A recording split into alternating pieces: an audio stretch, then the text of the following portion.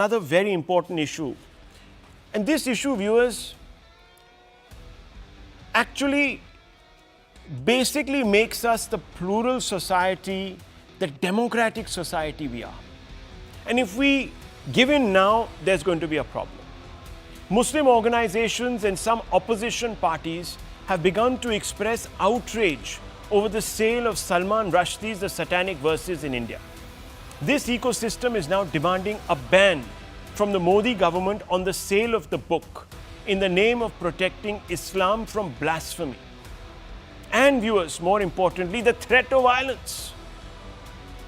So they are saying that if this book is continually sold in this country, there will be violence because Muslims will not appreciate this and they will resort to violence. Expect also, quote, secular, unquote, liberals to add voice to these calls for the ban.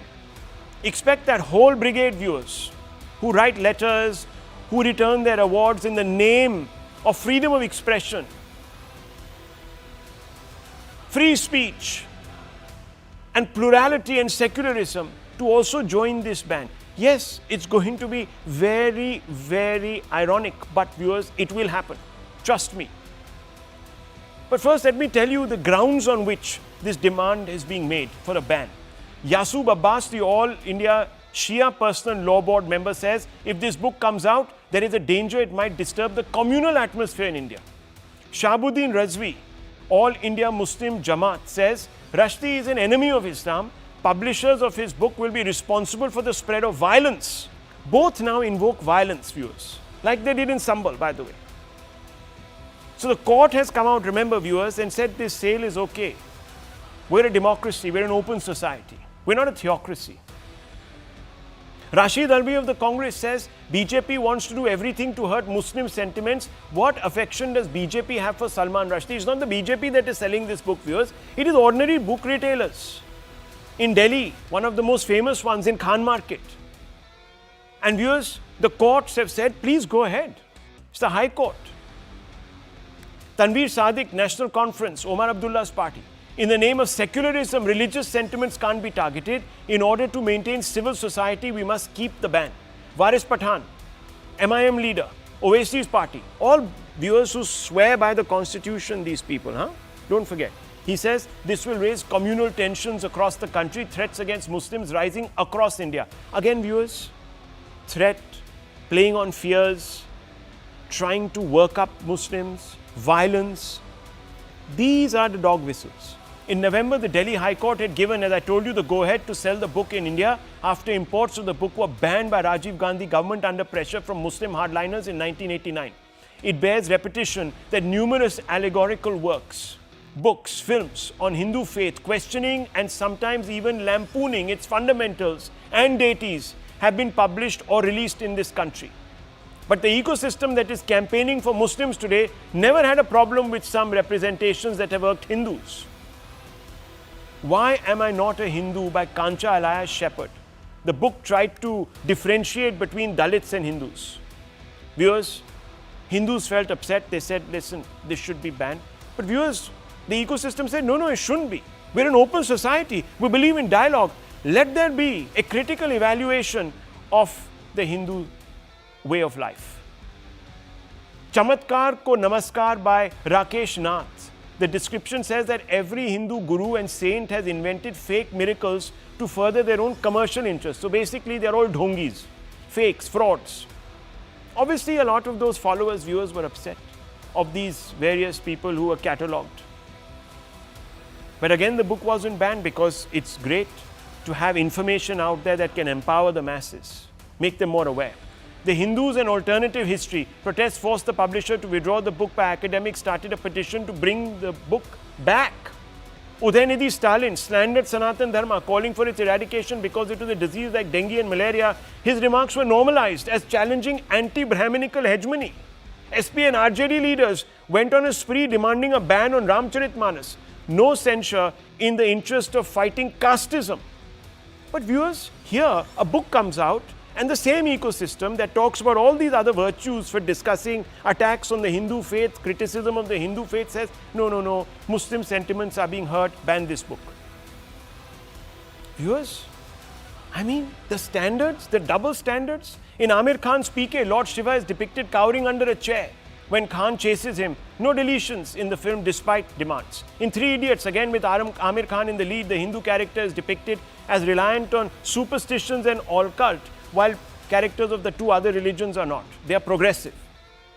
There are several examples, and I can quote one after the other. It will probably take me the whole evening, where these double standards have applied. On many occasions, the Hindu community has objected to these negative and hurtful portrayals. Calls for bans have been made. Ironically, the same ecosystem that is ultra-sensitive to Muslim feelings have criticized these calls as being against the interest of free speech. The duplicity in approach prompts some very hard questions, and I'm going to put them on your screens, viewers, on the side so you can go over them. There it is one. By echoing calls for a ban, isn't the opposition exhibiting hypocrisy over free speech? You have no problem with books that attack Hinduism.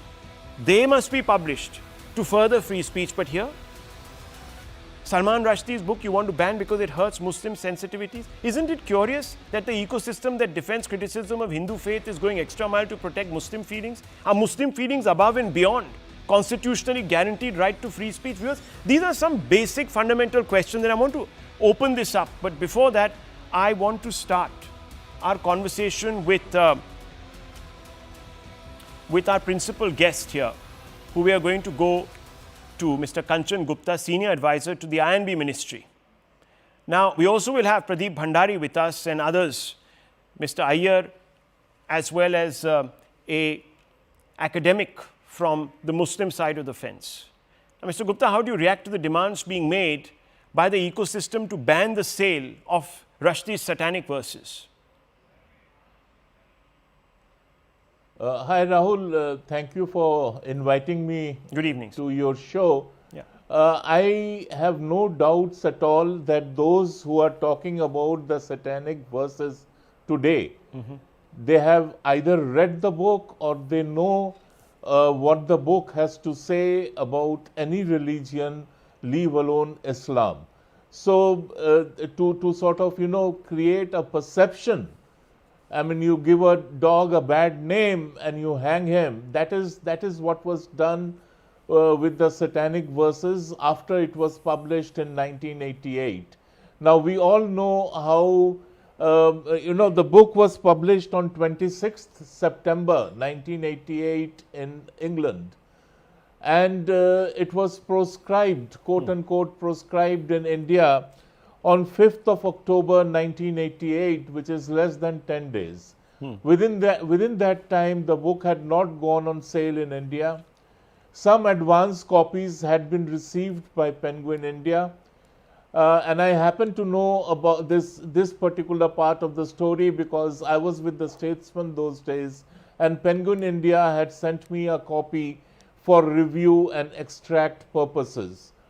Now, one of the copies landed up with Khushwant Singh, who was a director or advisor or whatever with Penguin India those days. And Khushwant Singh promptly sent a letter to Rajiv Gandhi to not allow the sale of this book.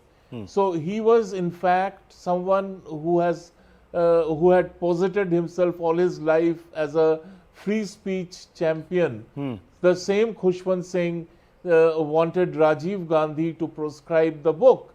And the book was proscribed very curiously by an order which disallowed its import.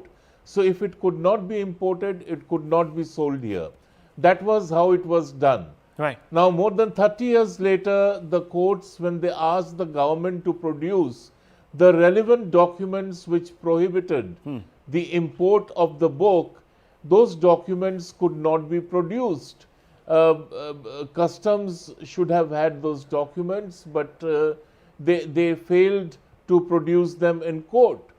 Now, this has only two meanings. One, there never really was a on-paper prohibition or proscription of this book. It was just a fatwa that was issued orally, and it was followed blindly.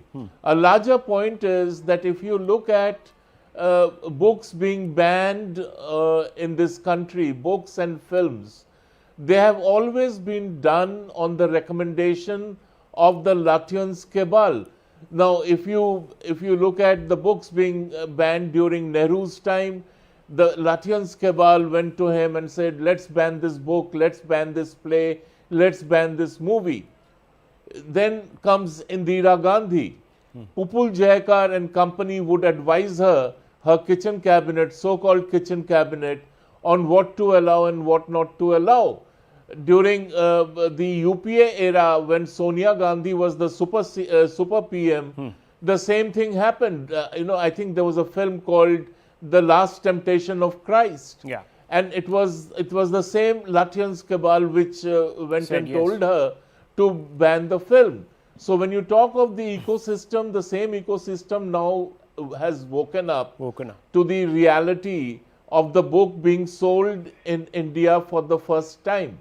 Well, Mr. Gupta, thank you very much for putting this into perspective for us. A lot of things we didn't know, viewers. This happened many, many years ago. Let's open this up. Thank you, Mr. Gupta, for giving us this perspective. Let's open this up. Let me go straight across to Atikur Rahman and, of course, Abhijit Iyer Mitra. Atikur Rahman, I don't understand this threat of violence. Why would anyone become violent? I've given a whole list of movies, books, songs, etc. that have come out, which have lampooned the Hindu faith, their deities, etc. No Hindu has resorted to violence. We haven't seen people being pulled and their necks and heads been chopped off or blinded or stabbed. Nothing has happened like that. In fact, if there has been an attack, it was on the writer of Lajja or Shame, who today is in exile and lives in Bengal, and she was attacked by the MIM. So what is this threat of violence that is? We are an open society, inclusive society, where ideas are constantly examined, critically also. That's what makes us a democracy. That's what you love about this country. That's what I hear from the ecosystem day in and day out. Yet, you're invoking the threat of violence? Aren't you ashamed? Rahul, my rationale for not endorsing the Satanic Verses does not stems out from any reason other than it misrepresents history, a historical incident. One second. Mr. Atikur Rahman, hang on. Just a minute here. Is England a democracy or is it not a democracy? Do they have Muslims living in England or not? And in Europe for that matter. Are there democracies there or are they all some banana republics? Because the book was available there. There were Muslims living there too who didn't say these things. They read those books. Rahul, there is always a tug of war between the orthodox elements in our community and the liberal. Well, tell them to pipe down, because that's the lecture you constantly give the Hindu community. Tell your fringe to keep quiet, put them in jail. Well, put your fringe in jail. Rahul, I am not here to make any tug of war between the Hindus and the Muslims. Neither am I. But you can't have two different standards. You can't say that, no, that fringe is bonkers and that fringe needs to be put in jail and my fringe, no, we must listen to our fringe because you see, our fringe has sensitivities. What nonsense is this, Mr. Atikur Rahman? It doesn't sound right. You are not allowing me to speak, Rahul. Please tell me, sir. Please tell me. Thank you. Rahul, I am not telling that Salman Rushdie does not have the freedom of speech and expression. I would rather say that Charlie Hebdo had all the right to make a cartoon because he had that freedom. But Salman Rushdie cannot misrepresent history. He misrepresented an incident quoting the Quran. That's not objectionable. Okay, I don't think you have any idea about what this book is. Let me bring in Abhijit Iyer Mitra. Mr. Mitra, can you educate this gentleman who's shooting his mouth off? He's making this into a historical novel. Can you believe it? Now, leave aside the ridiculousness of banning anything that misrepresents anything, because that just doesn't happen. Anybody is free to misrepresent whatever they want, and you have the freedom to come counter it. You don't ask for a ban. If you read the kind of, sexualized nonsense Wendy Doniger has written about our gods, have we banned that book in this country? No. No. Have you written the kind? Have you read the kind of crap that whack job from Rutgers, Audrey Trash something has written about Shivaji and Aurangzeb? Have we banned that book? No, we haven't. So, what is this setting the historical record straight? Let us be very clear here. The threat is being made of violence. That is the clearest thing. If you do not ban Do this you know book, what is he will go around coming Sir, beheading. 1 second, Mr. Rahman. Atik, He never interrupted you. Atik, you are Sir, the did he last interrupt you? He person. didn't interrupt you. Let him finish. Atik, you are the last person that has a right to talk about this. You insulted my gods on TV, and when Nupur Sharma responded to you, she is in fear of her life. You keep quiet. You have absolutely no right to talk about this subject. You of all people need to be banned if the the same viewers want to if the same know criteria is applied on you. You Salman should be banned Rushdie from and TV. You should be about banned the from this country. Quranic Now keep quiet. verses. Next. Atikur Saab, 1 second. Please have some patience. Let him finish. You can't shout down everybody, sir. You can't threaten is the violence threat? at everybody, please. What is the threat here? It is of beheading, it is of riots, it is of communal I'm not violence. calling for a ban. Imagine after I'm 30 not saying that you are, but can you after please keep 30 quiet and years, listen to him? after 30 God's years, sakes. what happened to the author sitting in New York? Yeah, stabbed. One of the com comes about, stabs him. Okay, I have to lower your fader. Sorry, Mr. Atikur Rahman. This is not fair. I'm lowering his fader. Please, this is not fair. I asked you to let him finish. You can respond. I'm not running away. Have some sense of decorum. Yes. And after 30 years, they remembered and tried to kill him. Do you remember what happened to Kamlesh Tiwari? Yeah. He was first he was put in jail. The translator After of he this came book out, was killed. He was The then Japanese killed. translator was killed of this book. Of everything. So understand, it is a open, brazen threat to kill you, to murder you in the most sadistic, disgusting ways. And that is the only way Okay. they prevent their own, the flaws of their own philosophy and Okay. their beliefs from getting exposed. Okay, the first thing is this is an allegory, viewers. This is not a historical document. It's a novel, for God's sakes. It's a novel. Anyhow, Mr. Bhandari, yes, sir, yes, I can see your impassioned pleas on a poster, but please, I'll come to you. Mr. Bhandari, I want to ask you, you see, this has been set up now by this community as a test. And I'm not talking about the entire Muslim community, thankfully, but a bunch of people, the ecosystem, the Lutyens ecosystem, call it what you want to, and some political parties, a test for your sabka saath commitment. They say, if you're so concerned about Muslim welfare, well, our sentiments are being hurt, so you'll ban the book. That's the arm twisting that they're doing. Are you going to respond to this and say, yes, we will ban the book? Well, Rahul, a group of few does not represent the entire Muslim community. And a group which threatens violence, murders, cannot cannot dictate the government to ban or not ban. We believe in free speech and we believe in following the court's order. The fact of the matter is, it's the Delhi High Court which has allowed for the book to be really, out there in the stores in the country. So the government here will not act and ban the book. This is something which I can assure you. Point number one. Point number two, I want to draw a larger point. The larger point here, Rahul, is which is this entire group of radicals which suddenly get irritated, suddenly start threatening, suddenly say that they will take the rule of law in their own hand. They believe that if a Shobha Yatra passes through their mohalla, stone throwing starts happening. They believe that if a mandir is being dug, a mandir which has been excavated for years, suddenly the communal harmony of Sambal gets distorted. Which is that group which suddenly starts feeling so insecure when the truth starts coming out? This is what we need to answer here. And that is what Mr. Atikur Rahman needs to answer. That Yes. the right to know truth and right to peace is something which is fundamental to a democratic process. There you we go. are not Taliban where we can Okay, selectively Mr. apply Rahman, respond fundamental please. laws. Atikur Sahab, respond. And also viewers, please read the book Knife. It is a meditation on the attack by Salman Rushdie where he responds to these madcaps. Please read it. It's a brilliant book. Yes. Thank you. Mr. Pradeep, that's why I told you earlier that I am against any ban, a book for a book. And that is why Dr. Rafiq Zakaria, my mentor, I was the research assistant, we gave a book to Salman Rushdie, Muhammad and the Quran, explaining Salman Rushdie where he was wrong.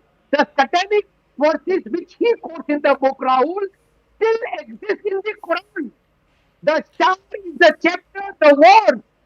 So where is the question of Salman Rushdie being right there? Sir, He can I says say that something the to you? word With all due, the you're barking up the wrong erupted. tree. Can I say something, sir, with your permission?